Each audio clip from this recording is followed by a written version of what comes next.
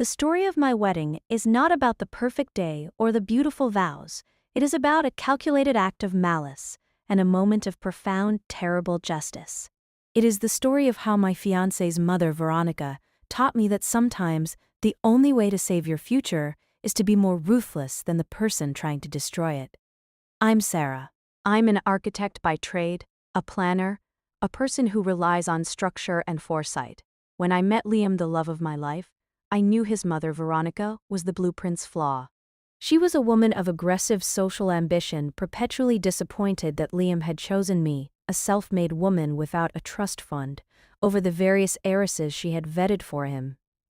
Her disdain was a constant, icy drizzle, but Liam loved me fiercely, and I was willing to endure the drizzle for the sunshine of our life together. Our wedding was scheduled for a Saturday in June. It was a high-profile affair, mostly because of Veronica's network bank executives, political donors, and prominent socialites, which she constantly reminded us was vital for Liam's career.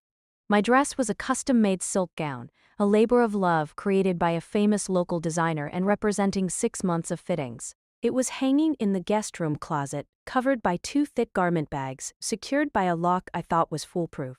The week before the wedding was a frenzy of last-minute preparations. Veronica was everywhere, hovering, supervising, and criticizing everything from the seating chart to the flower arrangements. She kept insisting on helping with the setup at our house, claiming she needed to drop off some family linens. It was during one of these helpful visits, 2 days before the ceremony, that the escalation began. I was out with my maid of honor for a final manicure appointment, and Liam was stuck at an emergency meeting at his office. Veronica, of course, had the run of the house. I remember feeling a strange prickle of unease when I walked back in. The house was quiet, and the heavy scent of professional-grade dry cleaning solution seemed to linger near the guest room. I dismissed it as paranoia, but I couldn't shake the feeling. When I went to check on the dress that evening, my hands were shaking as I unzipped the first garment bag. It was intact. I let out a breath of relief. Then I unzipped the second bag. That's when I saw it. The entire lower third of the custom silk skirt was drenched in a thick, sticky, corrosive-looking substance. It looked like a mix of cheap red wine and some kind of household bleach. The silk was not just stained, it was actively dissolving places, stiffening and turning a mottled purple-pink. The damage was catastrophic and entirely irreparable. My custom 6-month labor of love wedding dress was ruined. The shock was immediate, followed by a searing wave of nausea. This was not an accident. There was no way anyone could spill a drink through 2 garment bags and a locked closet door. I thought back to the dry cleaning solution smell. Veronica hadn't brought linens. She had brought destruction. Liam rushed home from work, devastated when I called him. He was wonderful furious at the destruction, immediately demanding to know how it happened. It must have been the cleaning service, Sarah. We'll sue him, he insisted, trying desperately to rationalize the cruelty. But I knew. I saw the cheap acrylic wine stains, the careless splatter pattern, and I heard Veronica's voice in my head saying, "That dress is far too simple for a woman marrying into our family." My emotional spiral transitioned rapidly from grief to cold fury. I looked at the dress, and then I looked at my wedding planning binder. Veronica had taken my material symbol of the wedding, but I realized she wouldn't stop there. This was a statement of war. She was signaling that she intended to ruin the entire wedding, our marriage, our future, and she would use her wealth and social standing to do it. I had no time for a lawsuit, and I certainly couldn't let Liam confront his mother now, risking a massive family rift days before the wedding. I needed to move fast and in secret. I needed a counterplan that was not reactive, but preemptive. I needed to let Veronica believe she had won the battle of the dress, while I prepared to win the war for my life. I immediately called my designer, begging and pleading until she agreed to work a miracle. A high-end, off-the-rack gown, slightly altered that could be ready in 48 hours. I told Liam it was a simple design change. I didn't tell him I was wearing a replacement dress because his mother was a monster. I focused on the wedding logistics, acting the perfect, calm bride. But while the wedding details proceeded, the planning began beneath the surface. I started with the microhook I had noticed months ago, the one that exposed Veronica's true vulnerability, her obsession with the Hayes Sterling Charity Gala. This annual gala, which Veronica chaired and which was held at the very reception venue we had booked, was her crown jewel, the source of her immense social power and the basis for her claimed philanthropic income. Veronica always insisted her charity work was what secured the best tables and guaranteed her influence. I hired a private investigator, a former corporate auditor named Grant, who worked strictly off the books. I gave him one simple instruction. I need to know everything about the finances of the Hayes Sterling Charity Gala. Everything. Grant went to work while I was tasting cakes and finalizing seating charts. 2 days later, hours before the rehearsal dinner, he sent me a brief, encrypted report. The findings were staggering, revealing the true, everyday horror of Veronica's life. The Hayes Sterling Gala wasn't just a charity event, it was a complex, multi-layered scheme. Veronica wasn't simply skimming from the top. She was laundering funds from her ex-husband's offshore shell companies through the charity's accounts, using the gala as a high-profile cover for massive systemic financial fraud. The annual report she submitted to the state, the one that legitimized her entire social position, was built on a decade of elaborate lies. Furthermore, she had leveraged the gala's endowment fund to cover her own personal, crippling stock losses. If this were exposed, Veronica would lose everything: her social standing, her wealth, and her freedom. I had the ultimate weapon. The final element of the plan was the execution platform. Our reception venue was known for its state-of-the-art multimedia system. I contacted the DJ and the audio-visual coordinator, telling them I had a highly personal surprise video message for Liam that needed to be played during the toasts. In reality, I was having Grant preload a silent, custom-coded video file onto the venue's secure network. This file was designed to activate a secondary stream during any microphone use, displaying a detailed, scrolling data log across the venue's massive projection screens. The data log was Grant's detailed summary of the Hayes Sterling charity's fraudulent transactions and the personal stock losses covered by the charity's endowment. The activation key was the precise frequency of the master microphone, the one only used by the speaker giving the final toast. I knew Veronica would seize the microphone for the final dramatic toast, the moment she had chosen for her ultimate accident. I would let her have the mic, and I would let her execute her malice. But the moment she spoke, her voice would trigger the public unveiling of her ruin. I looked at my plain, hastily purchased wedding dress hanging in the closet. The silk was safe, but the core of the plan was steel. I was ready for the wedding.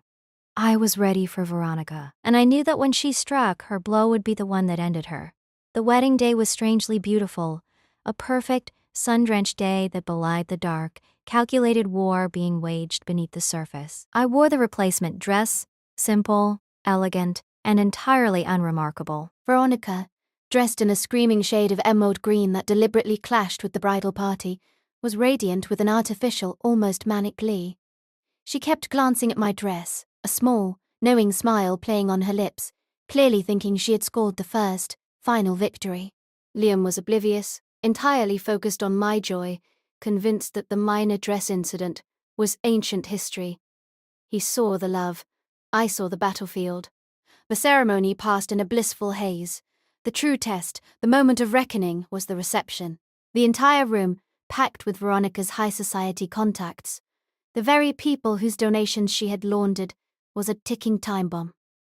The air crackled with false civility and expensive perfume.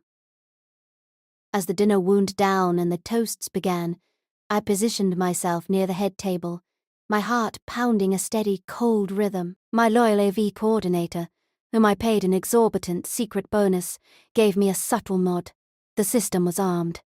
Veronica, predictably, made a grand entrance to the microphone, pushing aside the best man and announcing, "I simply must give the final, most important toast." She grabbed the master microphone, the one whose frequency was the trigger for my counterplan. This was the moment of her intended escalation, the accident that was meant to ruin the night. She raised her crystal glass, her eyes fixed on me, malice barely veiled by a saccharine smile. "I want to wish Liam and Sarah all the happiness in the world," she began, her voice booming through the speakers. "And now for the truth. Marriage is about being completely open. It's about honesty. I knew what was coming." Veronica had planned to use this public stage to expose a manufactured, utterly false secret she had concocted about my background, something about a family scandal or an ancient debt designed to embarrass my parents and discredit me in front of her high-net-worth friends. She wanted to shatter my credibility and make me look like a desperate schemer who had trapped her son. And frankly, she sneered, her voice dropping for dramatic effect, I worry that Sarah hasn't been entirely honest with my son about. She paused for a beat, the moment of theatrical cruelty she specialized in. But before she could deliver the punchline, the climax hit. The moment her voice activated the master microphone's frequency, the large projection screens behind the head table, which had moments before displayed a tasteful photo montage, immediately switched to a scrolling, plain white data log. It was silent, impossible to ignore, and utterly damning. The text scrolled rapidly, impossible to read at first, but the bold headings were stark. Hayes telling Gala Endowment Fund account audit, unauthorized transfer details. As the guests nearest the screen gasped, Veronica blinked in confusion. She looked over her shoulder, irritated. What is that? Turn that off. But the scrolling text was relentless, and now it displayed two crucial lines in massive bold font. Total diversion. $2.4 million. Use. Coverage of personal short positions in tech funds. The entire ballroom fell into a suffocating silence.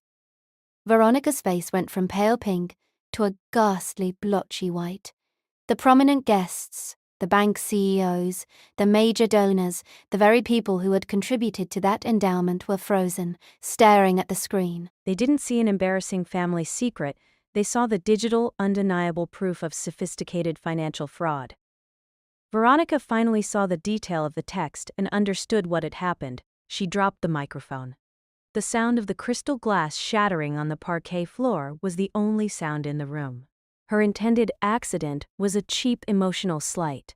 My retaliation was a financial and legal apocalypse. Her accident was bad. My counterattack was 10 times worse. She turned, her eyes wide with animalistic panic, and locked eyes with me. There was no anger, only utter defeat. She finally realized that the quiet architect she had dismissed as too simple had been meticulous enough to map out her entire illegal financial infrastructure. She saw the ruined dress and she saw the scrolling audit, and she realized the true cost of her malice. The resolution was chaotic. Within minutes, the room cleared of all the high-profile guests who were now talking into their cell phones, not about the wedding, but about the impending federal investigation into the Hayes Sterling Gala. Several major donors immediately pulled their support. Liam's own boss, who was heavily involved in one of the funds mentioned in the data log, excused himself with a look of utter horror. Liam, who finally saw his mother not as a flawed parent, but as a corporate criminal, walked over to her. He didn't shout. He simply said, his voice broken, "Mom, you need to go, now. And you need to call a lawyer." She was escorted out of the venue by her own panicked security detail, her spectacular emerald dress, a symbol of her spectacular downfall. She left behind not a ruined wedding, but a wrecked career, a destroyed reputation, and the very real prospect of prison. I spent the next hour fielding calls from Grant and Miss Chen, my emergency legal counsel. The wedding party was small, but the wedding was saved. Liam stood by my side, his hand gripping mine. He finally saw the truth. His mother's hostility wasn't personal, it was endemic to her corrupt soul. Our marriage started not with a perfect, pristine moment, but with a shared act of profound, brutal cleanup. Liam severed all ties with his mother's financial world. The scandal was huge, but because I had engineered the public reveal and collaborated with federal auditors, I emerged not as a vindictive wife, but as the brave whistleblower who exposed a massive corporate fraud, effectively cleaning up the community that Veronica had polluted for years. The next day, I didn't worry about my marriage. I worried about Veronica's pending indictment. We were united, not just by love, but by having survived her malice. And that's when I realized that the only way to defeat a sociopath is to turn their arrogance into their final vulnerability.